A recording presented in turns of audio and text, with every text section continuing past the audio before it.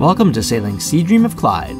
I'm Trevor, and this is Kat, and together we're taking you along on our wild adventures through the passages and mountains of Alaska, British Columbia and Washington, and down the California coast to Mexico and beyond. So join us as we share an honest depiction of the cruiser's life, from fun in the sun to cold and stormy and everything in between. Thanks for tuning in to Sailing Sea Dream of Clyde, and enjoy the episode.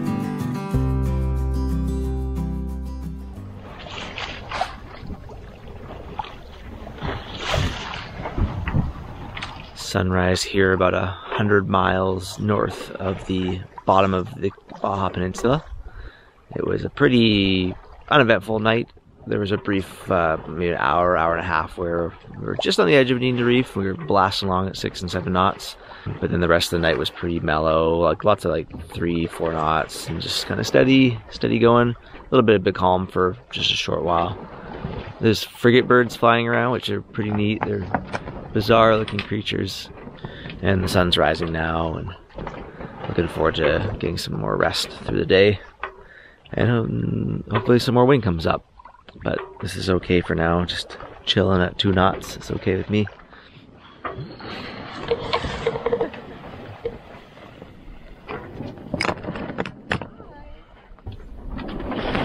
Whoa! What? Dolphin just jumped right in front of us.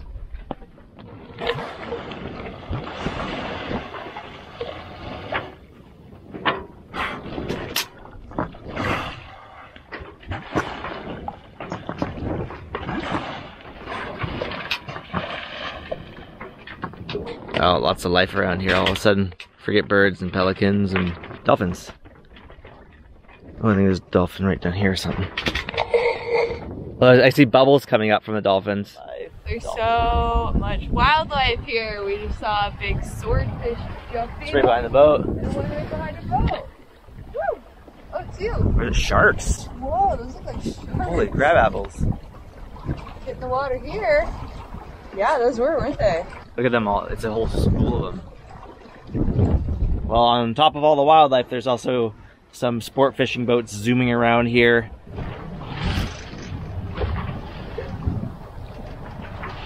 It's a lot different fishing style, trolling style than the salmon. They're just reversing super fast. Yeah, dude, they're just flailing all over the place and reversing, and they got heaps of lines in the water. It's chaotic. Right now we're traveling past a few banks. It's around 200 feet of water in the vicinity, so I think there's just probably huge upwellings here, and that's why the richness of life is here, with all the fish and sport fishers and everything else going on. Well, we're in a bit of a calm here, and the forecast did show there was going to be a calm area, so we're going to power for a bit and charge the batteries. We're about 100 miles left to the Cape, so we're actually 100 miles left to Cabo San Lucas. So feels good to have chopped off about 80 miles already and be on our way. The incredible concentration of wildlife continued for much of the day as we slowly sailed over these shallow banks. Dolphins constantly came and went, while fish continued to jump all over the place.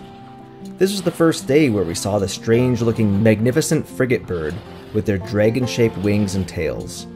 One may suspect that the artists that dreamed up dragons were inspired by these incredible creatures.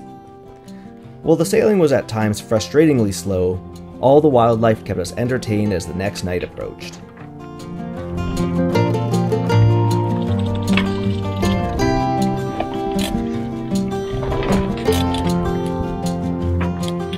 There's some fish right here, a whole school of them. Oh, cool.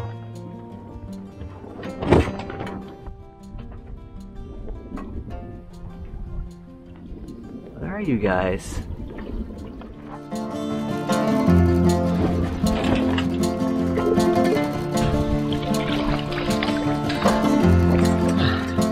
That looks lovely.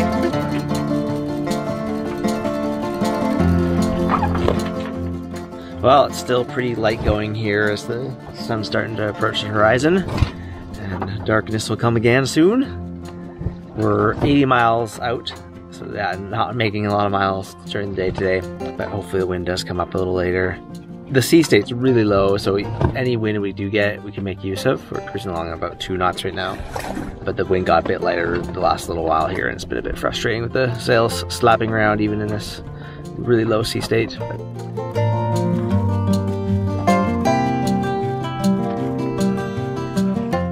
So we just rolled the Genoa in because it was just flopping around, and we're just gonna chill for a while and watch some shows and move along slowly here at like 2 knots with the mainsail and hope the wind comes up, and then we'll decide what to do. If it doesn't, I don't really feel like motoring for 16 hours, but there's supposed to be more wind, a little bit more wind tomorrow morning, so maybe we just rest and relax and that'd be it. It's an unexpected thing to see way the hell out here.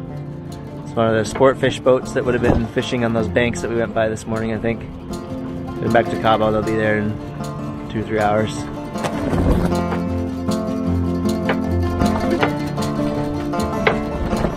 Well, there's the biggest waves we've seen all day coming from that passing fish boat. We were just coming up on this boat. We were gonna go port to port, everything was good, and then this dude just randomly turned, and I had to turn really hard to get out of the way.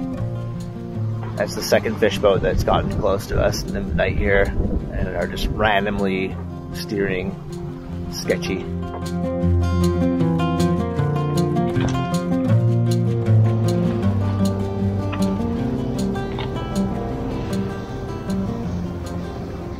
Well, it was a real mixed bag passage down here to Cabo, and we were very pleased that last night a breeze did kick up just at sunset and carried on until just before sunrise and got us to within about 25 miles of the Cape, and then another 5 miles left to Cabo San Lucas itself. So we should be anchored by mid to late morning. Hopefully some wind does come up to finish off the trip here, but if not, we got 4 hours of motoring to do. And it's just a beautiful sunrise, and I'm really excited to get into the Gulf of California. We've been really looking forward to that, and not that the swell's bad out here, but to just be out of swell-y, surgy anchorages for the first time in a while is gonna be real sweet.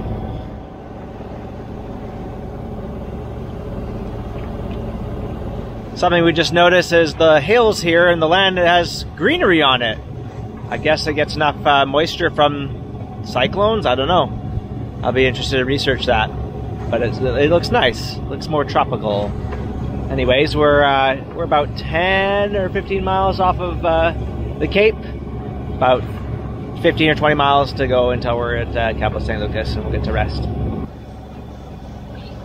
Lots of boats out in the water here, people fishing, and lots of wake from boats. So the swell is like the least of the concerns. It's all the fishing boats rampaging by that are making it bumpy.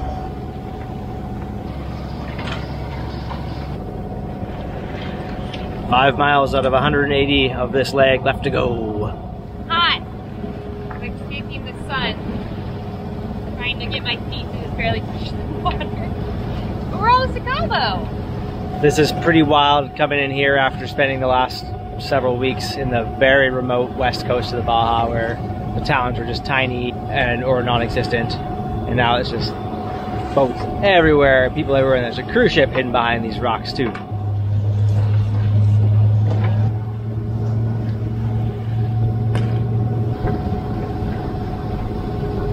Crazy here, it's so many boats. And here's the most wind we've felt all morning.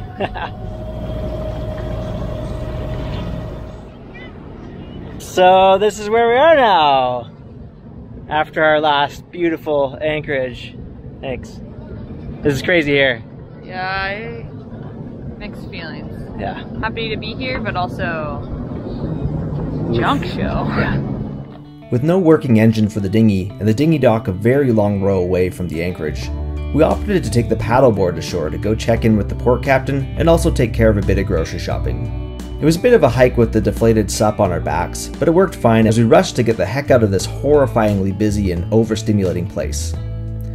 Once ashore, we could not walk more than a minute without someone trying to sell us something, or having to dodge drunk college bros.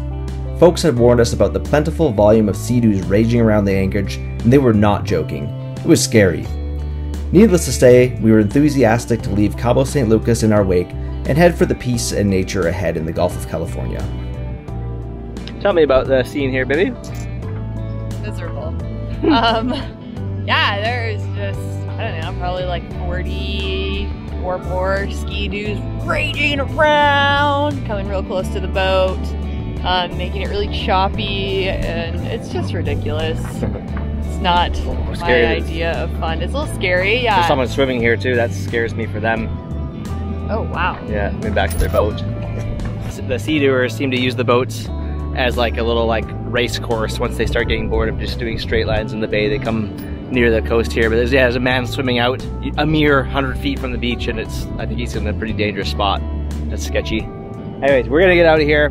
Nice little breeze blowing for us, and there are a few anchorages within 10 to 15 miles that we are likely gonna pick. The wind doesn't look particularly consistent for the next couple days, so we're just gonna do little days so we don't get frustrated. And then just check out spots here. It's nice and really warm down here, so good to do that. At my scene.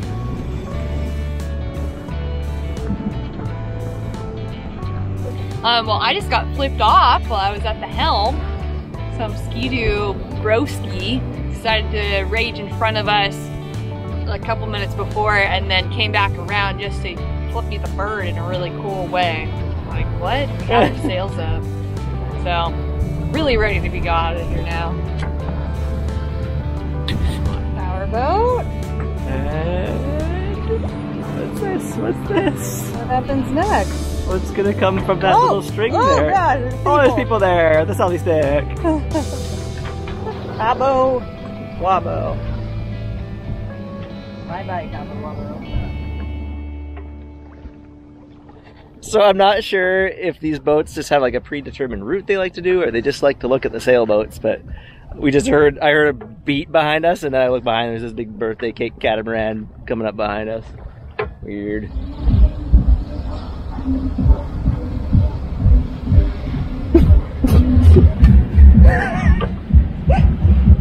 Wow, it's a miracle. There's actually another sailboat sailing right next to us, and they got port to port with me. Love it. It's good stuff. I retract that. They're actually motor sailing. It looked like it though, but now I can hear them. Oh well, at least they went port to port. Huh. Okay. Left Cabo. Much quieter. The whales are back out. We're sailing at maybe 3 or 4 knots. It's fairly flat, and we're eating nachos. I love it. I don't know why I've never tried making nachos with the broiler on Seadoos and Clyde. Worked really well. Do that more often. Okay, we got a little breeze kicking up now. It's a sea breeze, and I can see some clouds over the land there, so I think that's where the hot air is rising and creating this little breeze. So it's right on time. Windy had said 2 o'clock, and it's 2 o'clock, or just about 2 o'clock now. Got like 7 miles left though, so it's all good. Well, slow and steady won't win the race, but it'll get you to a place. And that's where we're going. The place over there. So there you go. Nice and steady though. This is pretty good sailing. And we seem to be out of the range of the day tours from Cabo, so we're loving that. There's no boats anymore. After a really nice mellow sail, we're pulling into La Pamela, just about 15 miles from Cabo San Lucas. It's much quieter here. There's a few boats around, but no jet skis or nothing really crazy like that. So looks like another kind of high-end resort area. Maybe a golf course here with some palm trees and stuff. Quite scenic though. It's nice. It puts us in a nice spot for heading over around the corner to Los Filias, I think it's called. That's kind of starts the Gulf of California. So this morning I was editing video of us going from Port Angeles to Nia Bay, which was like 3 months ago. It's pretty wild to like be standing here now and then looking back at where we started almost 2,000 miles ago. Now what are we doing? We're gonna sup to the sup/swim to shore. Nice. Off we go. I'm gonna try and swim the whole way. Got my support boat here. Okay, bye for now. Coming up next time on Sailing Seadoos and Clyde, we gleefully continue around the corner north into the Gulf of California, formerly known as the Sea of Cortez. As we get further from the Pacific Ocean, the swell starts to subside as we bash into the northerly winds that had carried us all the way from Canada. Thanks for watching and bye for now.